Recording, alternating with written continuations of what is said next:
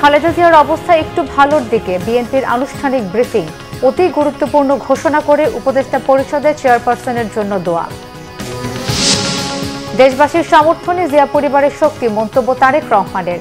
দেশে ফিরতে এখনো ট্রাভেল পাস চাননি, বিশেষ নিরাপত্তা দেওয়ার আশ্বাস উপদেষ্টাদের। ইউনূস সরকারে সন্তুষ্ট দেশের ৭০% মানুষ। IRI এর জরিপ। আগামী নির্বাচন বাংলাদেশে গণতন্ত্র পুনঃপ্রতিষ্ঠার নতুন সুযোগ, মন্তব্য EU রাষ্ট্রদূতের। দেখছিলেন ক্রাউন সিমেন্ট সংবাদ শিরোনাম, এবারে বিস্তারিত।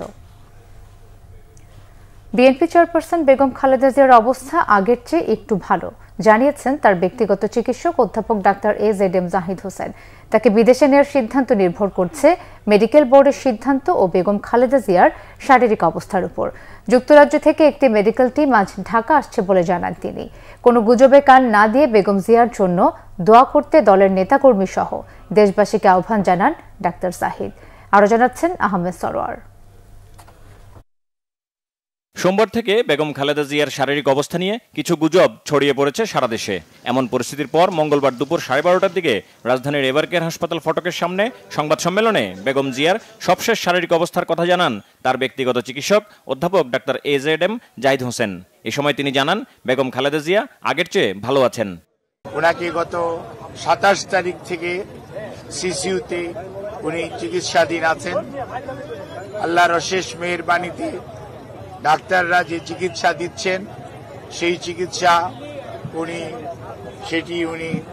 গ্রহণ করতে পারছেন, অথবা আমরা যদি বলি মেনটেন করছেন। কাজেই সম্মানিত সাংবাদিক ভাই ও বোনেরা, আপনারা ধৈর্য ধরুন। দীর্ঘ 6 বৎসর যাবৎ আপনারা আমাদেরকে সহযোগিতা করেছেন। ইনশাআল্লাহ আমরা এই যাত্রাও আপনাদের ভালোবাসা, আপনাদের সহযোগিতা এবং আল্লাহ রাব্বুল আলামিনের অশেষ মেহেরবানিতে আমেরিকা বলেন, UK বলেন, পিপলস রিপাবলিক অফ চায়না বলেন, কাতার বলেন, আর সৌদি আরবিয়া বলেন, পাকিস্তান বলেন, ইন্ডিয়া বলেন, আমাদের অনেক সরকার এবং রাষ্ট্রপ্রধান এই চিকিৎসার ব্যাপারে তাদের সহযোগিতার হাত বাড়িয়ে দিয়েছেন।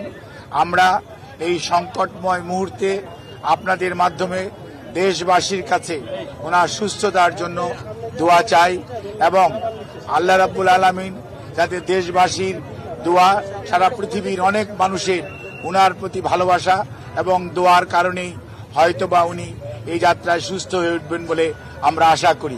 বেগম জিয়াকে চিকিৎসার জন্য বিদেশ পাঠানোর বিষয়ে কথা বলেন ডাক্তার জাহিদ হোসেন। মেডিকেল বোর্ডের সদস্যরা ওনাকে দেখেছেন। আজকেও UK থেকে ওনাকে দেখার জন্য বিশেষজ্ঞ আসবেন এবং ওনারা দেখবেন।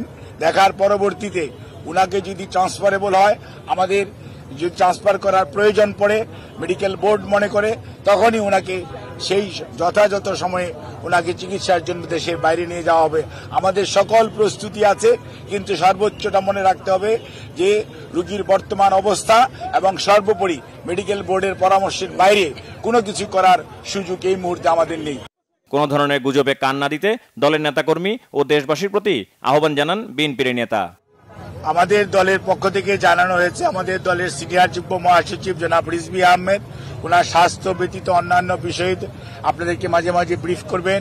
আর আমি ডাক্তার AZM জাহিদ হোসেন, দলের একজন কর্মী, আমি আপনাদেরকে ওনার স্বাস্থ্য নিয়ে ব্রিফ করব।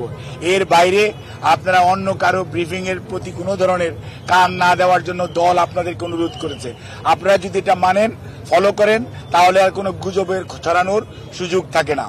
এদিকে এভারকেয়ারের সামনে নিরাপত্তা জোরদার করা হয়েছে, মোতায়েন করা হয়েছে বিপুল সংখ্যক পুলিশ। হাসপাতালের সামনে কোনো ভিড় না করতে বিএনপির পক্ষ থেকে অনুরোধ জানানো হয়েছে।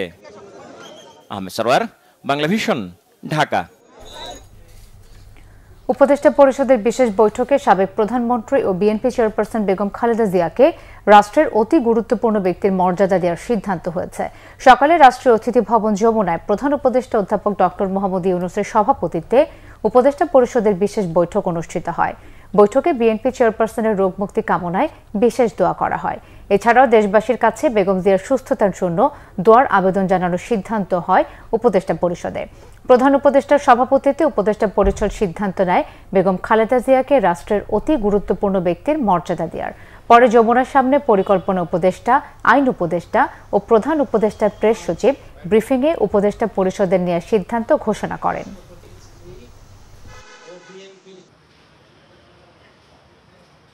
উপদেষ্টা পরিষদের একটি বিশেষ বৈঠক অনুষ্ঠিত হয়েছে। এই সভায় তিনবারের সাবেক প্রধানমন্ত্রী, সাবেক রাষ্ট্রপতির স্ত্রী ও বিএনপির চেয়ারপারসন বেগম খালেদা জিয়ার আশু রোগ মুক্তি কামনা করে দোয়া ও প্রার্থনা করা হয় এবং জাতির কাছে তার জন্য দোয়া ও প্রার্থনার আহ্বান জানানো হয়। সভায় বেগম খালেদা জিয়ার বর্তমান শারীরিক অবস্থা বিবেচনায় হাসপাতালে তার নির্বিঘ্ন চিকিৎসা, প্রয়োজনে উন্নত চিকিৎসার জন্য বিদেশে নিয়ে যাওয়ার পরিকল্পনা, তার নিরাপত্তা ও যাতায়াতের সুবিধা এবং উচ্চ মর্যাদা বিবেচনায় তাকে রাষ্ট্রের অতি গুরুত্বপূর্ণ ব্যক্তি ভিভিআইপি ঘোষণা করার সিদ্ধান্ত নেওয়া হয়। এই সিদ্ধান্ত অবিলম্বে কার্যকরের জন্য সংশ্লিষ্ট সকল সংস্থাকে নির্দেশনা প্রদান করা হয়। বিএনপির ভারপ্রাপ্ত চেয়ারম্যান তারেক রহমান বলেছেন, দেশবাসীর সম্মিলিত সমর্থনই জিয়া পরিবারের শক্তি ও প্রেরণার উৎস। ফেসবুকে এক স্ট্যাটাসে একথা বলেছেন তিনি। কঠিন সময়ে ঐক্য, সহমর্মিতা ও সংহতির জন্য সবার প্রতি কৃতজ্ঞতা প্রকাশ করেন তিনি।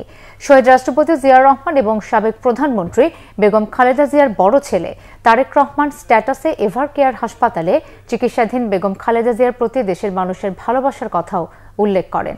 তিনি বলেন, বিএনপি চেয়ারপারসনের প্রতি দেশ বিদেশের মানুষের ভালোবাসা ও দোয়া তাদের অভিভূত করেছে। তিনি খালেদা জিয়ার বিষয়ে সার্বক্ষণিক খোঁজখবর রাখায় বিভিন্ন দেশের সরকার প্রধান, রাজনীতিবিদ, কূটনীতিক সহ সর্বস্তরের মানুষের প্রতি কৃতজ্ঞতা প্রকাশ করেন। একই সাথে খালেদা জিয়ার জন্য দোয়া করতে সবার প্রতি আবারও আহ্বান জানান তারেক রহমান। বিএনপির ভারপ্রাপ্ত চেয়ারম্যান তারেক রহমানের ঢাকা আসার বিষয়ে এখনও অন্তর্বর্তী সরকারকে আনুষ্ঠানিকভাবে কিছু জানানো হয়নি বলে জানিয়েছেন পররাষ্ট্র উপদেষ্টা তৌহিদ হোসেন। মঙ্গলবার পররাষ্ট্র মন্ত্রণালয়ে এক ব্রিফিংয়ে সাংবাদিকদের একথা জানান তিনি। বলেন, এখনও ট্রাভেল পাস চাননি তারেক রহমান। তিনি ট্রাভেল পাস চাওয়া মাত্রই ইস্যু করা হবে। পররাষ্ট্র উপদেষ্টা আরও জানান, দল বা পরিবার সিদ্ধান্ত নিলে খালেদা জিয়াকে বিদেশ পাঠানোর প্রয়োজনীয় ব্যবস্থাও নেবে সরকার। বিএনপির ভারপ্রাপ্ত চেয়ারম্যান তারেক রহমানের দেশের নিরাপত্তা নিয়ে শঙ্কার কোনো কারণ নেই বলে জানিয়েছেন স্বরাষ্ট্র উপদেষ্টা অবসরপ্রাপ্ত লেফটেন্যান্ট জেনারেল জাহাঙ্গীর আলম চৌধুরী। মঙ্গলবার সচিবালয়ে আইনশৃঙ্খলা সংক্রান্ত কোর কমিটির সভা শেষে ব্রিফিংয়ে তিনি কথা জানান। স্বরাষ্ট্র উপদেষ্টা বলেন, বিশেষ প্রয়োজন অনুযায়ী সবার জন্যই নিরাপত্তা দেওয়ার প্রস্তুতি রয়েছে সরকারের। যার যে স্ট্যাটাস সেই অনুযায়ী নিরাপত্তা প্রয়োজন সেই ব্যবস্থায় দেওয়া হবে। বলেন, বাংলাদেশে কারো নিরাপত্তা শঙ্কা নেই। বিডিআর হত্যাকাণ্ড তদন্ত রিপোর্ট প্রসঙ্গে উপদেষ্টা বলেন, অনেক গুরুত্বপূর্ণ সুপারিশ রয়েছে যা বাস্তবায়নে সরকার উদ্যোগ নেবে। আসন্ন নির্বাচনকে কেন্দ্র করে ঝুঁকিপূর্ণ কেন্দ্রগুলোর তালিকা চূড়ান্ত করা হয়েছে বলেও জানান। প্রয়োজন অনুযায়ী বডি ক্যামেরা কেনা হবে এবং নির্বাচনকালীন সময়ে সীমান্ত দিয়ে অনুপ্রবেশ ঠেকাতে কড়া নজরদারি থাকবে বলেও জানান উপদেষ্টা।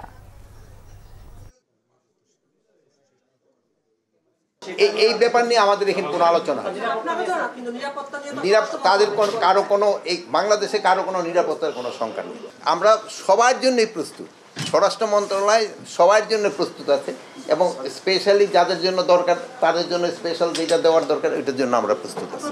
সবার একটা স্ট্যাটাস তো থাকে ওই রকম একটা। বাংলাদেশের ৬৯% মানুষ প্রধান উপদেষ্টার কাজে সন্তুষ্ট, আর ৭০% মানুষ অন্তর্বর্তী সরকারের কাজে সন্তুষ্ট। সোমবার যুক্তরাষ্ট্রভিত্তিক বেসরকারি সংস্থা ইন্টারন্যাশনাল রিপাবলিকান ইনস্টিটিউটের সেন্টার ফর রাইটসের এক জরিপে এমন তথ্য উঠে এসেছে। অন্তর্বর্তী সরকার এবং প্রধান উপদেষ্টা ডক্টর মোহাম্মদ ইউনূসের কার্যক্রম ছাড়াও নির্বাচন প্রসঙ্গ উঠে এসেছে IRI এর চালানো জরিপে। এতে বলা হয়েছে, বাংলাদেশের মানুষ আসন্ন জাতীয় নির্বাচন নিয়ে আগ্রহ প্রকাশ করছে। ৬৬% নাগরিক জানিয়েছেন তারা এই নির্বাচনে ভোট দেওয়ার বিষয়ে বেশি আগ্রহী। ভোট দেওয়ার খানিকটা আগ্রহ রয়েছে 23% নাগরিকের, আর 80% মানুষ মনে করছেন এবারের নির্বাচন সুষ্ঠু ও নিরপেক্ষ হবে। IRI এর এশিয়া প্রশান্ত মহাসাগরীয় অঞ্চলের পরিচালক জোহান্না খাও মনে করেন, ডক্টর ইউনূসের নেতৃত্বে বাংলাদেশ এগিয়ে যাচ্ছে। স্থিতিশীলতা, জবাবদিহিতা ও সংস্কার কার্যক্রমের প্রধান উপদেষ্টা এবং অন্তর্বর্তী সরকারের প্রতি জনগণের আস্থা বাড়ছে। বাংলাদেশে গণতন্ত্র পুনঃপ্রতিষ্ঠার জন্য আসন্ন জাতীয় নির্বাচনকে এক নতুন সুযোগ বলে মনে করছেন ইউরোপীয় ইউনিয়নের রাষ্ট্রদূত মাইকেল মিলার। তবে এই নির্বাচনে ভোটারদের অংশগ্রহণকে অন্যতম চ্যালেঞ্জ বলে মনে করছেন তিনি। মঙ্গলবার নির্বাচন কমিশন সচিবালয় সিএসসি এএমএম নাসির উদ্দিনের সাথে সাক্ষাৎ শেষে তিনি এসব কথা বলেন। তিনি আরও জানান, জাতীয় নির্বাচন ও গণভোটের চ্যালেঞ্জ মোকাবেলায় লজিস্টিক সাপোর্ট দেবে ইইউ। মাইকেল মিলার বলেন, ইসির প্রস্তুতি ভালো। ইইউ এবার নির্বাচন পর্যবেক্ষক হিসেবে অনেককে নিয়োগ দিচ্ছে, তবে নির্বাচনের নিরাপত্তা নিয়ে চ্যালেঞ্জ রয়েছে। ইইউ রাষ্ট্রদূত বলেন, কিভাবে এসব ঝুঁকি প্রশমিত করে সুষ্ঠু ও অংশগ্রহণমূলক নির্বাচন বাস্তবায়িত করা যায় সেটি ভাবতে হবে ইসিকে। মাইকেল মিলার আরও বলেন, বাংলাদেশে একটি বড় সংখ্যক ভোটার বিগত সময় সহিংসতা ও সুষ্ঠু নির্বাচন না হওয়ার আশঙ্কায় ভোট দেননি। সেনাবাহিনী প্রধান জেনারেল ওয়াকারুজ্জামান বলেছেন, দেশের সীমানা পেরিয়ে বহির্বিশ্বেও ভূমিকা রেখে চলেছে বাংলাদেশ সেনাবাহিনী। দেশের সার্বভৌমত্ব রক্ষা ও দেশের মানুষের কল্যাণে নবীন অফিসারদের সততার সাথে দায়িত্ব পালনের আহ্বান জানান তিনি। চট্টগ্রামের ভাটিয়ারীর বিএমএ প্যারেড গ্রাউন্ডে সকালে বাংলাদেশ মিলিটারি একাডেমির 89তম বিএমএ দীর্ঘমেয়াদী কোর্স এবং 60তম বিএমএ স্পেশাল কোর্সের অফিসার ক্যাডেটদের কমিশন প্রাপ্তি উপলক্ষে আয়োজিত রাষ্ট্রপতি কুচকাওয়াজে তিনি এসব কথা বলেন। সেনাপ্রধান বলেন, যে কোনো চ্যালেঞ্জ মোকাবেলায় সেনা সদস্যদের সর্বদা প্রস্তুত থাকতে হবে। সেনাবাহিনীকে একটি প্রশিক্ষিত, সুশৃঙ্খল এবং আধুনিক সমরাস্ত্রে সজ্জিত পেশাদার বাহিনী হিসেবে গড়ে তোলার প্রত্যয় ব্যক্ত করেন তিনি। এ সময় সেনাবাহিনী প্রধান মনোজ্ঞ কুচকাওয়াজ পরিদর্শন ও প্যারেডের অভিবাদন গ্রহণের পাশাপাশি কৃতী ক্যাডেটদের মাঝে পুরস্কার বিতরণ করেন। ট্রান্সপারেন্সি ইন্টারন্যাশনাল বাংলাদেশ টিআইবি নির্বাহী পরিচালক ডক্টর ইফতেখারুজ্জামান অভিযোগ করেছেন, সামাজিক সুরক্ষা কর্মসূচিতে অন্তর্ভুক্ত হতে প্রান্তিক জনগোষ্ঠীকে 5 থেকে 10,000 টাকা ঘুষ দিতে হয়। রাজধানীর মাইডাস সেন্টারে সামাজিক নিরাপত্তা কর্মসূচিতে আদিবাসী জনগোষ্ঠীর অন্তর্ভুক্তি, সুশাসনের চ্যালেঞ্জ ও উত্তরণের উপায় নিয়ে প্রতিবেদন প্রকাশ শেষে এই অভিযোগ করেন তিনি। বলেন, মানুষে মানুষে বৈষম্য দূর করতে হবে, বিশেষ করে প্রান্তিক মানুষের অপ্রাপ্তির কারণে ক্ষোভ, অশান্তি হয় মন্তব্য করে এ বিষয়ে কর্তৃপক্ষকে নজর দেওয়ার আহ্বান জানান তিনি। সামাজিক সুরক্ষা কর্মসূচিতে দুর্নীতি, সুশাসনের অভাব ও ঘুষের লেনদেন আছে বলে অভিযোগ তার। অনিয়ম দীর্ঘকাল যাবৎ প্রাতিষ্ঠানিক রূপ পেয়েছে বলে উল্লেখ করেন তিনি। বলেন, সংবিধানে আদিবাসী হিসেবে পরিচয়ের স্বীকৃতি দিতে হবে।